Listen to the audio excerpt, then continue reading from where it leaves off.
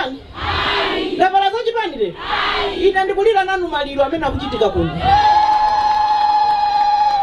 Ndiye mama ananena kuti aya mai ineso maganizo amene ndilibe. Koma ndikufuna mwapadera pagulu pano ndinene kuti ndikufuna kumthokoza mwana wanga Silas Chimbalanga. Ndi amene anandiuza kuti kuno kuli njala, kuno kuli mavuto, anthu akudya Chitedze, ndiponso mwini wake amumfusa.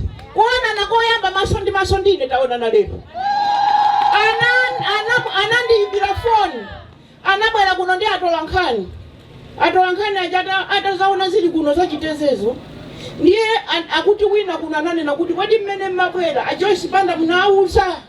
Chifukwa amene timamva amainda mizimu kukaga chimanga kwa ife anthu osowa nda amayi Joyce Banda akuziwa zili kuno. Ndiye iwo wa Chimbalanga atafika ku blood kuzomba anayimba telefoni kwa office kwanga. Mwauza amayiwo kuti ife tikuchokera ku Machinga. Amafunsa zina la iwowo akuti itu anthu akuvutika. Nthawi yomweyo nayimbira Chimbalanga phone. Ndati inu zikukukuzani bwanji za ku Machinga chifukwa ine sindikuziwa atu. Ndiye akuti amayi ndi kwathu. Ine ndine loya ndimagwira ntchito zanga koma sindingangokhala anthu akwathu akufa. Sindingangokhala.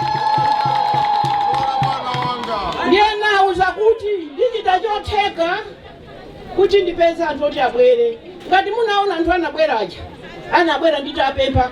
Ndiye kumene kwa ndikuti amayi nati mwafunsa Chimbalanga umwe wakuperekezani. Ndiye Chimbalanga ndiye anyamata ku office kwanga anabwera kuno.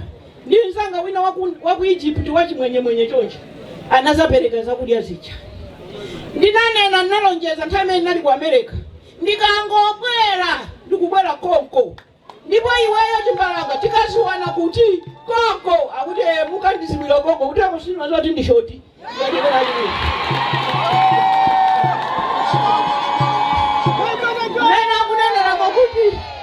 Mena kunenera makuti kuba mutu wanga muulira zikulu. Ine ndimangoti ndimayi bambo wachikulire wakuti kuganizira kuti anthu sakudya. Ndiye ndipangika ndikafuna mayi Banda.